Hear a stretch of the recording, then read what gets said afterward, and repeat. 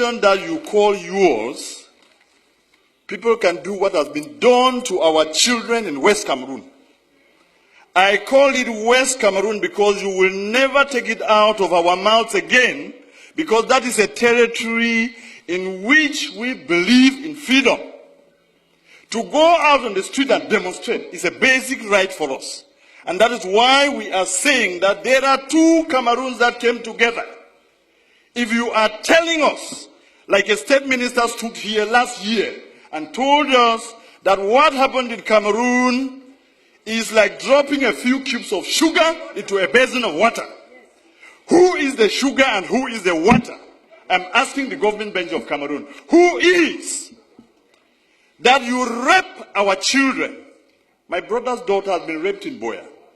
I swear to you, the government of this country, does the president of this country know that the governors and the DOs and all the administrators you have sent to West Cameroon are out there behaving exactly like an army of occupation? Our people have nowhere to go. We have made all the efforts. Our ancestors and our forefathers trusted you to go into a gentleman's agreement that two people who considered themselves brothers could go to live together. If this is what you show us after 55 years, then those who are saying that we should break Cameroon are right. They are correct. The people of West Cameroon cannot be your slaves. The people of West Cameroon are not, you did not conquer them in war. If this is what you are saying that we should live in, I say simply, no, it will not work. How do you have an army that's supposed to protect children, step out there, beat them, and rape some? It is not heard of in any country.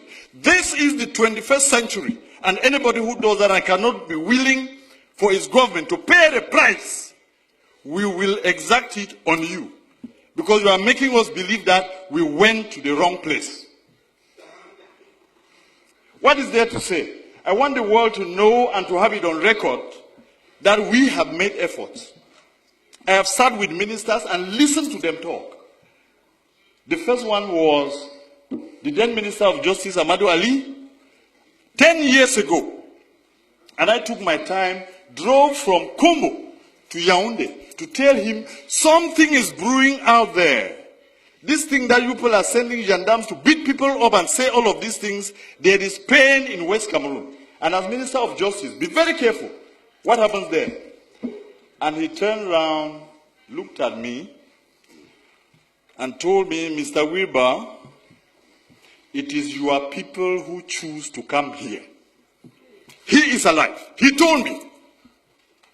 Last week, I went to see the Minister of Higher Education, Professor Famindongo, and I told him, the problems in Cameroon, the problem we have in West Cameroon, is the problem that will bring down Cameroon. If you do not handle it well, you will not know Cameroon as it is in a few months or in a few years. When people have had pent-up anger and pain, humiliation, for over 50 years, when it bursts out, you will never be able to control it. And I told him. And simply what he asked me was, qu'est-ce que vous allez faire? Because you have your army of occupation out in West Cameroon, you believe that when the people will rise, even if you took the whole of the French army and added to yours, you will never bring them down. And we have no need for that. We don't have any need for that in the 21st century. I was one of the believers in a unified Cameroon. And I want to tell this house that what has happened to those children in Biya University and in Bamenda has convinced me that the people who say Cameroon should go in two parts are correct. And there are more and more of us out there who now believe that it is the ultimate end. I listened the other night, an offer of 1,000 jobs, an offer of 2 billion francs for lay schools, and I laughed at myself. Are my people slaves? So you now take them to be your dogs. that you can beat and wound and maim, break their bones, then throw a piece of meat for them to fight over. It has to end. If we, the people of West Cameroon, have to continue doing what we are doing, it is because we believe that the more is always the merrier. When you have more people, you have more chances of surviving in life. If the more people who are the people of East Cameroon have proven to us that our blood means nothing, then it is time for us to say it will soon be over. I want to give you a quote here in this house that I borrowed from the American liberators. When injustice becomes law, resistance becomes a duty. The people of West Cameroon have a duty to resist your oppression. I call it oppression because of what I've seen in the field. Let me quote you another two instances. 3 weeks ago, there was an incident in Bangolan, which is a neighboring village to Jakiri, where I come from. And I don't know what it was about, and a gendarme officer was killed. And the forces of law and order, under the instructions of the SDO of Ngokitunya, move into Jakiri, a neighboring village, and take away 100 men. Just beat them up, break their bones, and then just leave them there. And I went to that place where he took these people, and I told him, Mr. SDO, you are going to release my people. He sent soldiers to me, and one of them told me, I said, I am the representative of these people because I'm a parliamentarian. And the guy, young man, turned around and asked me, "Et puis quoi? On n'est pas ici à Yaoundé." And he drew a line on the ground to tell me, if you cross here, you will see the consequences. Unfortunately for him, I happen to be a descendant of the warriors, so nobody draws a line before me. And I crossed, and I told him, shoot me. I told the SDO, release my people. In 12 hours, he released them. But some are still lying in the hospital. They beat and kicked a woman, and she miscarried, a pregnant woman. And nobody can question this. That is the reason in this master plan to finish our culture and our people. You have chosen that every single administrator or every commander of the army is from East Cameroon. That is why they sit there and they can kill the people without remorse. This has to end. Mr. President, Mr. Speaker, I want to repeat this quote. When injustice becomes law, resistance becomes a duty. We, the people of West Cameroon, will resist you, and if you want to take that territory by force, you will kill to the last man before you take it. And you can start from me today. You can start from me. It has to end. Somebody has to know that this is not how you treat a people. 50 years is too long. 50 years is a very, very long time. And we come here and sit just talking about the budget. You normalize murder. You normalize rape. Mr. Speaker, I am sorry to tell you that this is part of the resistance. You will hear me to the end.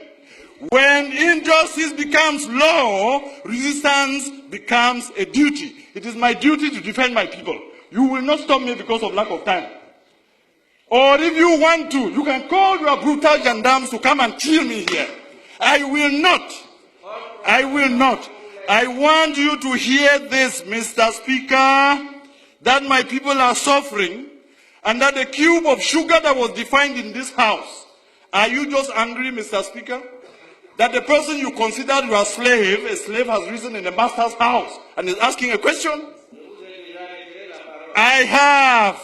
Mr. Speaker, I'm telling you, this is part of my resistance, and you will hear me to the end. Bring the brutal soldiers who raped our daughters to take me out of here. I will say it to my end. I will say it to the end. There is nothing you can do to me. I'm wondering whether His Excellency the President of the Republic knows that the governors and the DOs are behaving exactly when they are posted to West Cameroon as colonial masters. When they abuse people and insult them and do all they have done, we have to resist And we have to tell you, our people will not be brought down because we came into this union as equal partners. Yes, sir. And I am done. And I am done. And we will resist. And there is nothing you can do to stop us because this is part of our culture that we inherited. You people who fear every administrator and every ruler, we challenge our rulers, we take them to task, and that is why they are accountable. Thank you very much.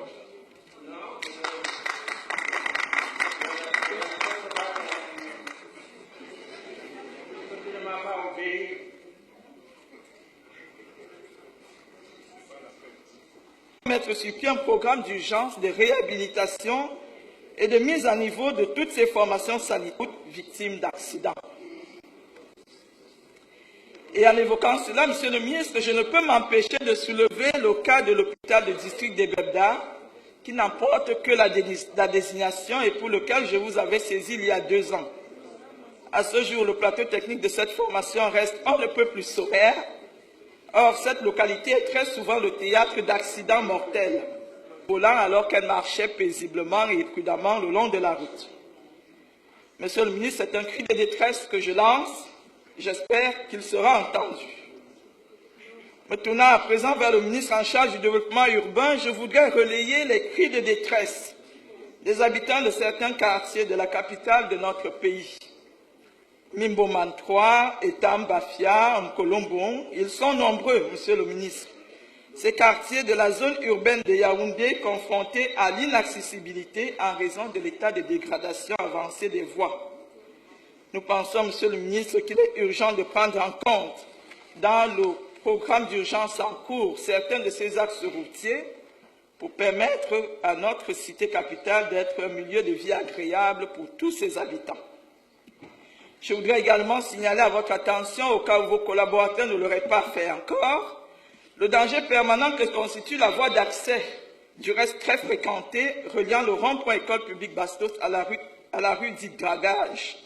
Depuis plusieurs mois, les usagers assistent impuissants à l'érosion progressive de l'étroite ruelle au point de franchissement de la rivière Mfunzi. Il serait indiqué d'y opérer une intervention urgente avant la survenance d'une catastrophe, c'est-à-dire l'effondrement total de ce qui tient encore lieu de chaussée.